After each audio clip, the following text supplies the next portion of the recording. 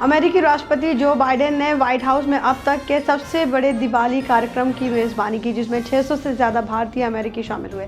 भारतीय अमेरिकी सांसदों और बिजनेस हस्तियों को संबोधित करते हुए बाइडेन ने कहा कि यह समुदाय अमेरिकी जीवन को समृद्ध बना रहा है और अब दिवाली व्हाइट हाउस में गर्व से मनाई जाती है। इजरायली संसद ने यूएन रिलीफ एजेंसी को प्रतिबंधित करने के कानून को 92-10 वोटों से पारित कर दिया है, जिससे यह एजेंसी इजरायली धरती पर काम नहीं कर सकेगी। इस कानून के तहत गाजा, वेस्ट बैंक और इजराइल के अन्य क्षेत्रों में काम कर रही यूएनआरडब्ल्यूए को 3 महीने में अपनी सेवाएं बंद करनी होगी। यूएनआरडब्ल्यूए लाखों फिलिस्तीनी शरणार्थियों को शिक्षा और स्वास्थ्य जैसी बुनियादी सुविधाएं प्रदान करती है। जापान में सत्ताधारी लिबरल डेमोक्रेटिक पार्टी यानी कि एलडीपी गठबंधन को संसद में बहुमत नहीं मिला, जहां शिंजो आबे की पार्टी एलडीपी को सिर्फ 191 सीटें मिली है, जो पिछले 15 वर्षों का सबसे खराब प्रदर्शन है। एलडीपी और सहयोगी पार्टी कमिटो की कुल 215 सीटें हैं, जबकि सरकार बनाने के लिए 233 सीटें आवश्यक है।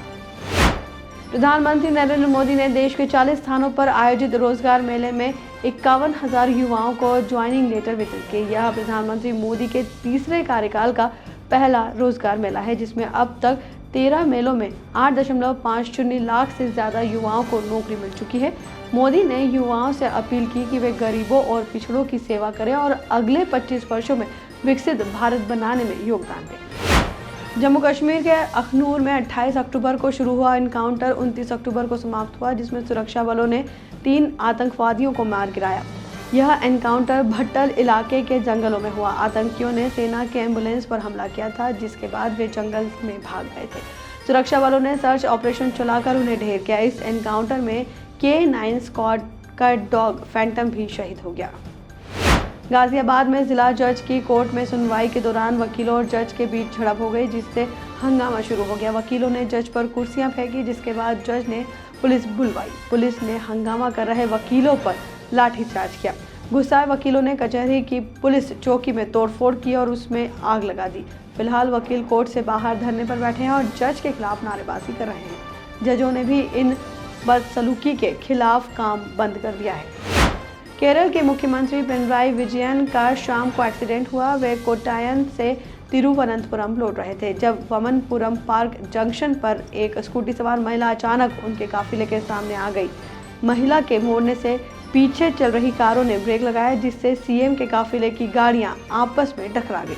हालांकि हादसे में किसी को चोट नहीं आई है। केरल के कासरगोड के वीरार कावू मंदिर में आतिशबाजी के दौरान ब्लास्ट हुआ, जिसमें 150 से ज्यादा लोग घायल हो गए।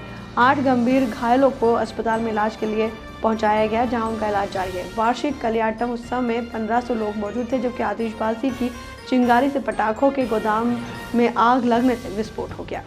नेशनल इन्वेस्टिगेशन एजेंसी को जम्मू कश्मीर के गांदरबल अटैक केस में महत्वपूर्ण जानकारियां मिली हैं। 20 अक्टूबर को गगनगिरल इलाके में आतंकवादियों ने मजदूरों के कैंप पर हमला किया, जिसमें बड़गांव के डॉक्टर शहनवाज समेत बिहार और पंजाब के 6 मजदूरों की मौत हो गई।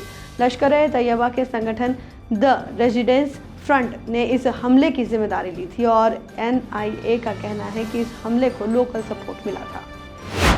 इंदौर में आयोजित कार्यक्रम में भारत सरकार की योजना के तहत युवाओं को नियुक्ति पत्र वितरित किए गए। प्रधानमंत्री नरेंद्र मोदी ने इस भर्ती अभियान को ऑनलाइन संबोधित किया। महिला एवं बाल विकास केंद्रीय राज्य मंत्री सावित्री ठाकुर और मध्य प्रदेश के जल संसाधन मंत्री तुलसी सिलावट कार्यक्रम में मुख्य अतिथि रहे, जहां 10 लाख रिक्त पदों पर भर्ती अभियान के तहत नियुक्तियां कर दी गई है।